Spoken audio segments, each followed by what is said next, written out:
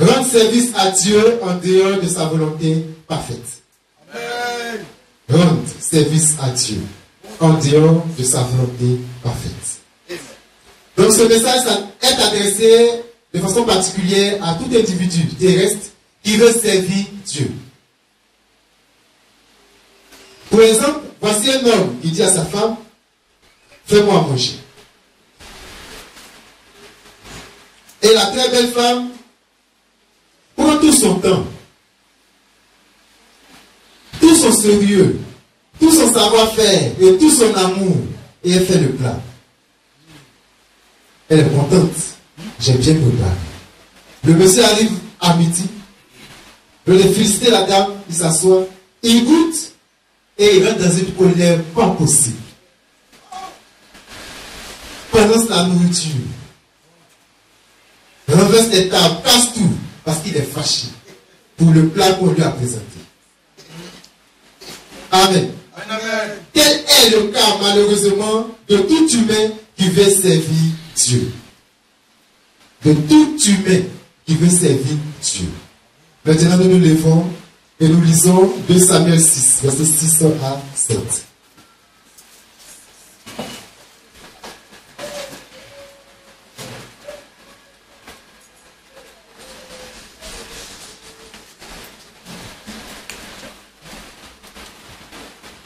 « 2 Samuel 6, versets 6 à 7.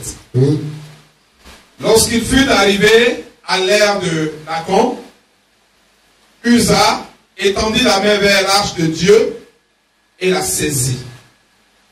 Parce que les bœufs la faisaient pencher. La colère de l'Éternel s'enflamma contre Uza. Et Dieu le frappa sur place à cause de sa faute. Uza mourut là, près de l'arche de Dieu. Amen. Amen. Merci à Seigneur.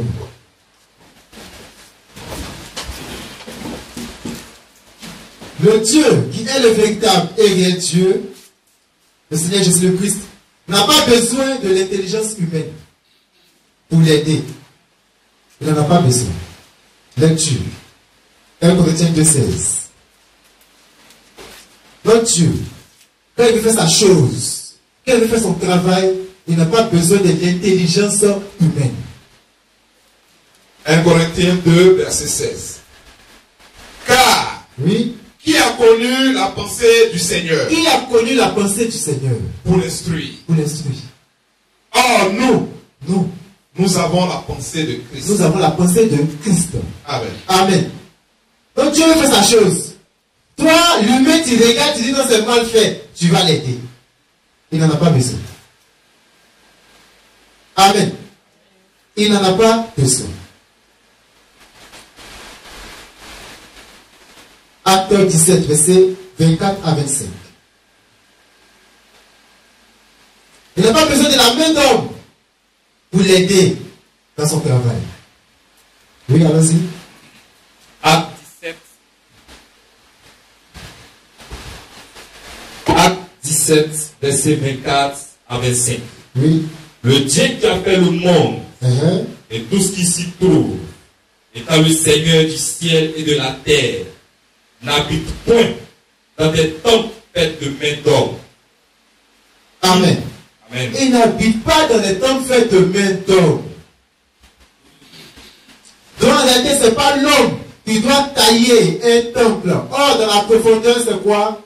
Le temple, c'est l'être humain vivant. Nous sommes la maison de Dieu, l'habitation de Dieu. Le temple que nous sommes, le temple de Dieu que nous sommes, doit être instruit par Dieu lui-même. Pas de par la main d'homme, pas de par le conseiller d'un être humain. Amen. Frères et sœurs, ministère avant de minuit et la lumière du soir, Vierge de notre Dieu, peuple du monde entier. Dieu n'aime pas que la pensée humaine s'ingère dans sa glorieuse parole. Deutéronome 4, verset 2. Dieu n'aime pas ça. Ta pensée, elle peut être bonne. Mais c'est pour sa parole. Donc, mets ta pensée de côté. Et fais tel que lui, sa parole, ordonne.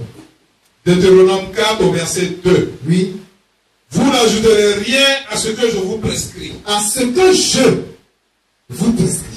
Et vous n'en retrancherez rien. Vous n'en retrancherez rien. Mais vous observerez les commandements de l'Éternel, votre Dieu. Vous observerez les commandements de l'Éternel, votre Dieu. Tels que je vous les prescris. Tels que je vous les prescris. Amen. Amen. Amen. C'est tout. Il n'y a rien à ajouter. Il n'y a rien à retrancher. La loi de l'Éternel est parfaite.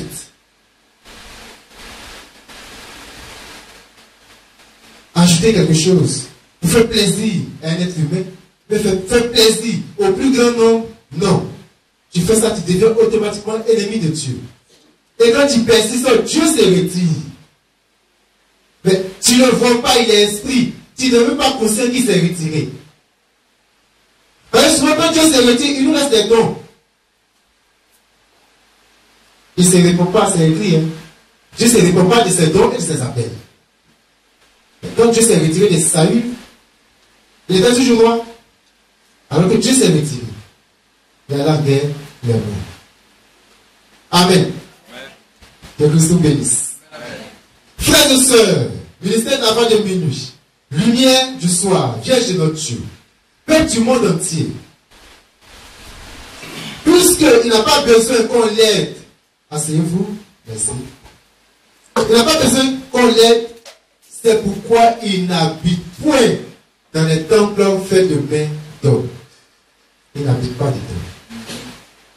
Voilà pourquoi nous disions tout à l'heure à notre frère, si l'évangile qu'on lui prêche, il n'a pas pris garde de savoir si c'est Dieu qui a prêché ou bien c'est l'homme qui a dit, tu ne vas jamais connaître Dieu. Jamais. Or, quand la vérité biblique est prêchée, Dieu vient, il rentre dans ton cœur. Sauve de cet esprit et puis il s'assoit là-bas. Parce que c'est selon la vérité que le temple a été bâti. Ce n'est pas l'homme qui a usé de sa pensée pour bâtir un temple à l'Éternel Dieu. Que Christ nous bénisse. Amen. Selon la pensée de Dieu, le tabernacle ici, l'arche ici, devait être porté par 2 longs bâtons. Quand nous lisons dans le livre d'Exode et de Lévitique, ce sont les sacrificateurs qui portent l'arche de l'Éternel. C'est une caisse. Il y a les tables de la loi dedans. Alors on met 2 bâtons, il y a des anneaux, 4 anneaux, un bâton ici, un bâton ici. Et ce sont les sacrificateurs, les Lévites, c'est eux qui portent.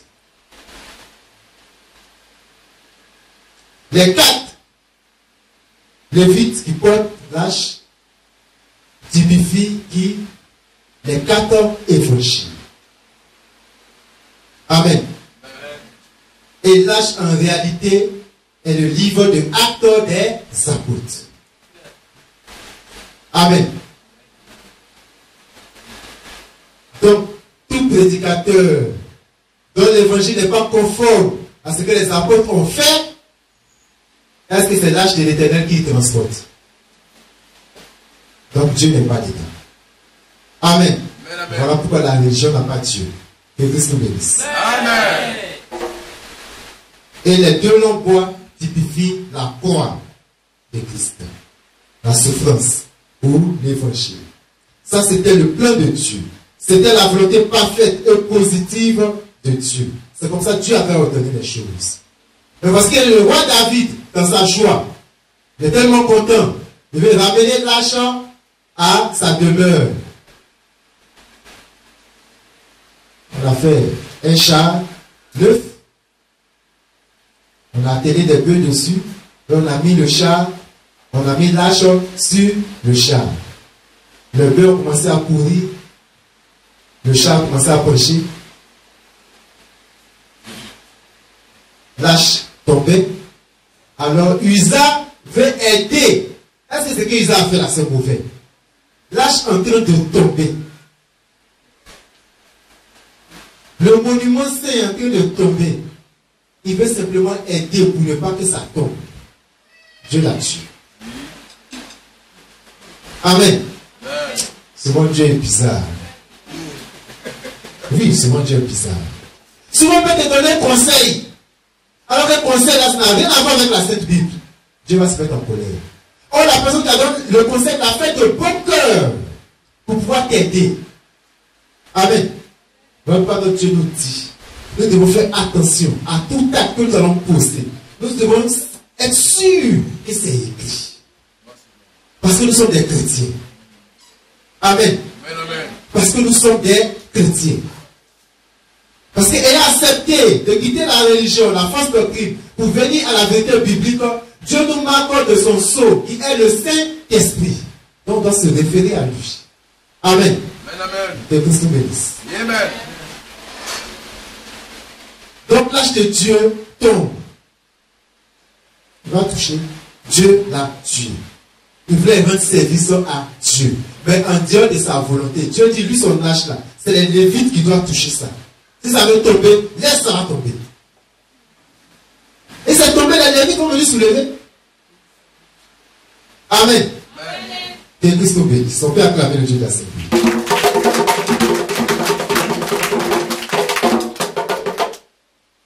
Frères et sœurs, LDS, Vierge de notre Dieu, peuple du monde entier, la question qui se pose à nous est, mais pourquoi Dieu peut-il tuer quelqu'un qui voulait lui rendre service? Quelqu'un qui a manifesté le zèle pour aider Dieu. Pourquoi Dieu veut le tuer? Ou bien pourquoi Dieu l'a tué? Frères et sœurs, peuple du monde entier, rappelons-nous l'histoire de la femme dès le début, qui a bien préparé. Elle a mis tout son sérieux, tout son amour dans son plat. Et son mari a rejeté le plat. Amen. Amen. Son mari a rejeté le plat qu'elle a préparé. Mais quelle en était la raison? Elle n'a pas cherché à savoir quelle est la volonté de son mari pour tel plat. Ça, c'est tout le dit de préparer. Du blé dans la carte de border ou bien ça n'a qu'à être léger. Amen. De mettre beaucoup de piment dedans ou bien c'est comment? Amen. C'est ça. Mais elle n'a pas fait ça. Et elle a préparé. Comme on dit prépare, elle est la dame de la maison, elle a préparé. Amen. Amen, amen. Le mari a rejeté. Que Christ nous bénisse. Amen. Donc elle aurait dû demander à son mari, que veux-tu que je prépare pour toi?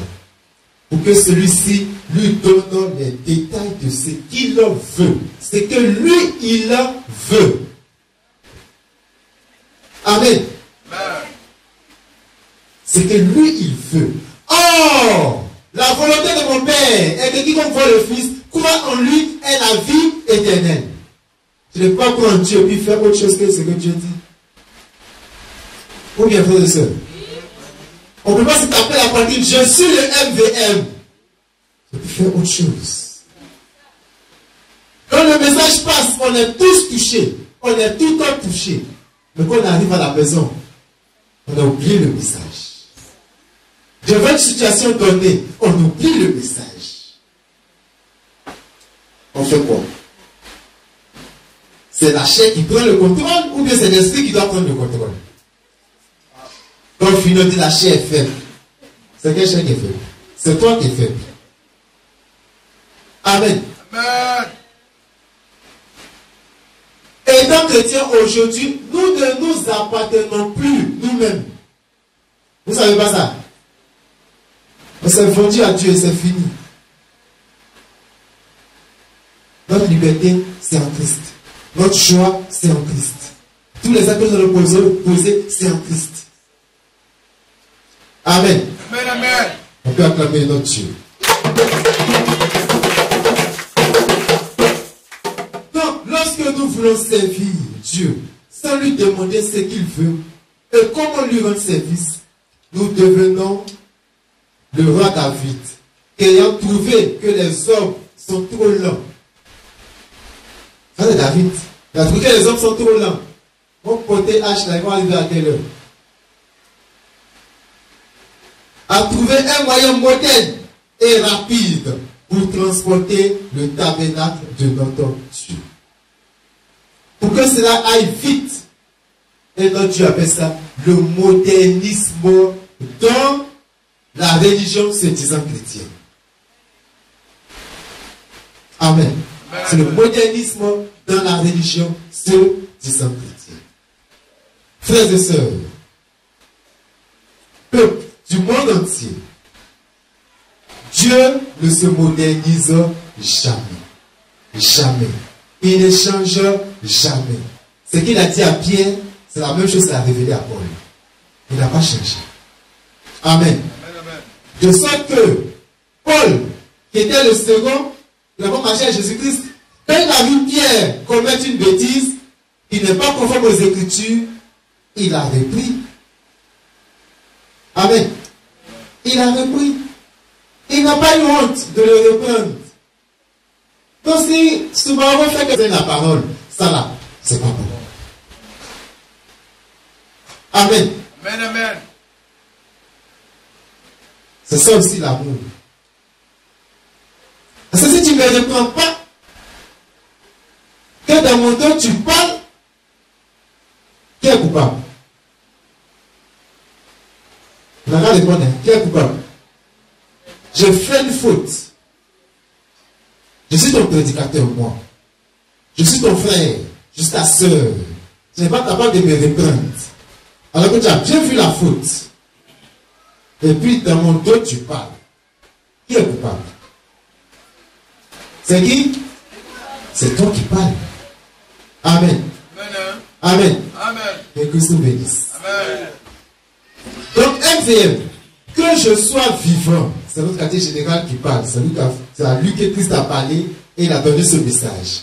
Que je sois vivant ou pas, n'essayons jamais de moderniser l'évangile.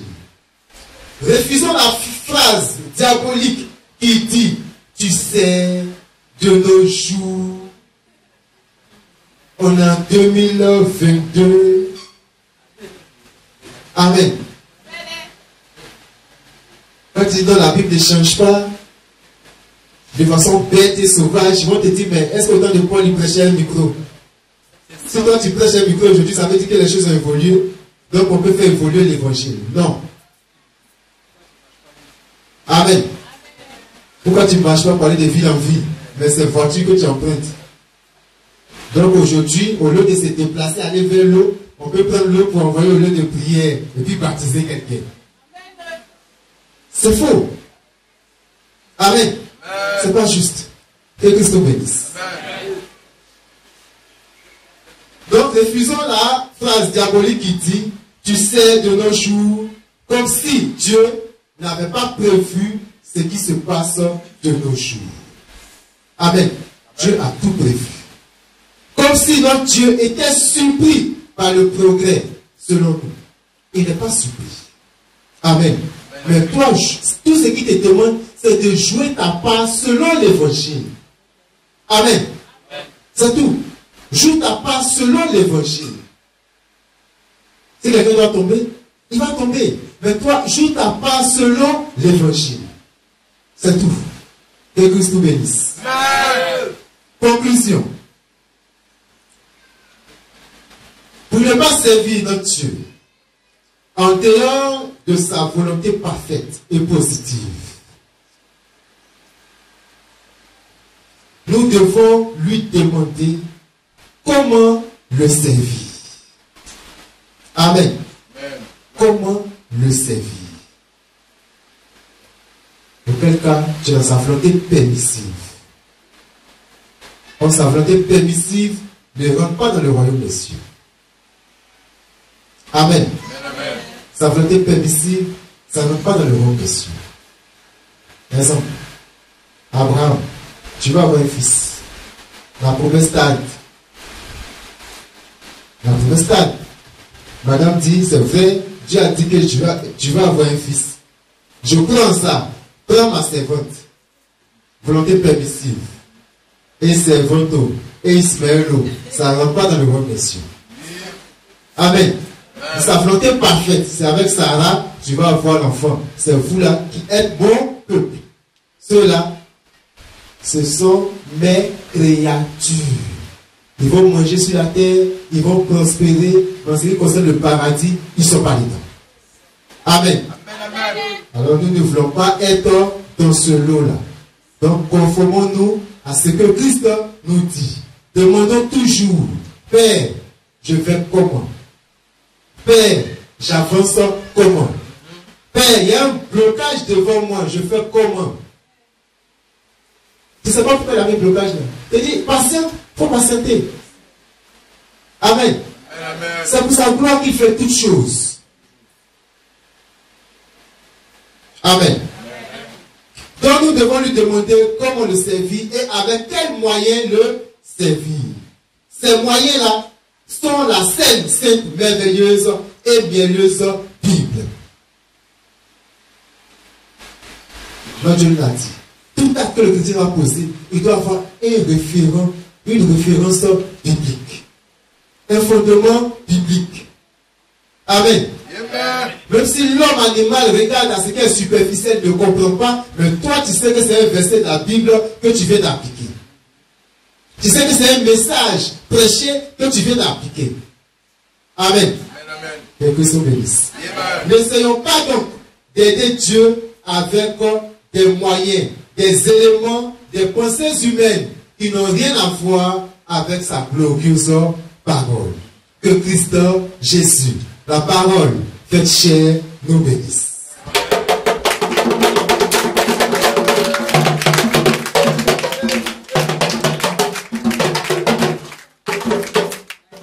Amen.